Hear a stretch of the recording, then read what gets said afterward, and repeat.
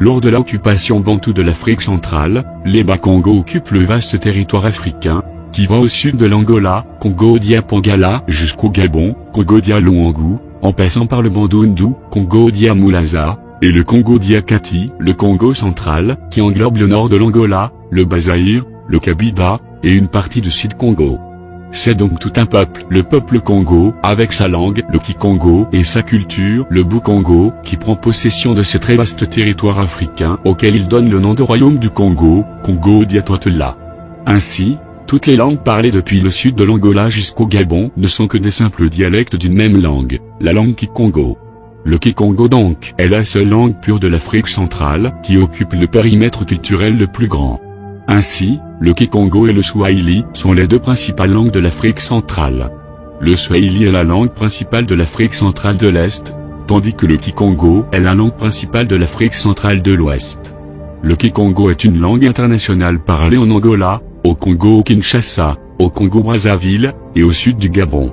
Le Kikongo est la principale langue du Congo-Brazzaville, puisque 80% de la population de ce pays sont constitués par des Bas-Congo, donc par des descendants de l'ancêtre Sakou, de l'ancêtre Panzou, et de l'ancêtre Zinga. Le Kikongo est la langue nationale du plus puissant royaume de l'Afrique centrale, le très vaste royaume du Congo-Dia-Toitela. Cette langue donc est une langue majeure, expérimentée, très riche, et très précise dans l'expression de la science.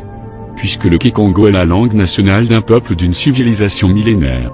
Les Bas-Congo étant un peuple de dieux doté d'une grande spiritualité, leur langue, le Kikongo, possède toute la terminologie nécessaire pour exprimer la spiritualité, le Bou-Congo. Les Bas-Congo étant les citoyens d'un ancien royaume très organisé, leur langue, le Kikongo, est très riche en termes politiques et administratifs.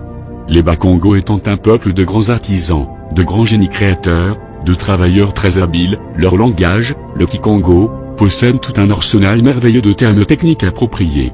Les Bas-Congo étant un peuple discipliné doté d'une grande politesse, leur langue, le Kikongo, possède des grandes subtilités de langage tout à fait inconnues dans les langues grossières et impolies comme le lingala venu de Mekanza, dans la région de l'Équateur.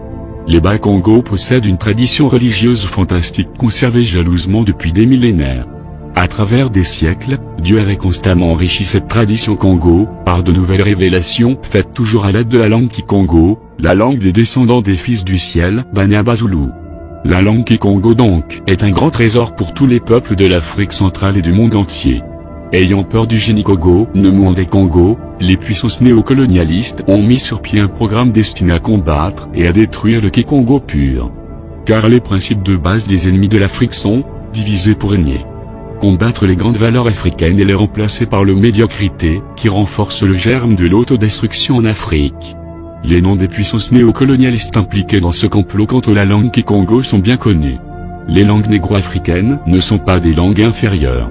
Elles ont toutes les potentialités pour devenir des grandes langues internationales, si nous voulons travailler pour les codifier et les entretenir. C'est la colonisation occidentale qui est à la base des retards actuels de ces langues. Merci de vous abonner et n'oubliez pas de partager la vidéo au maximum.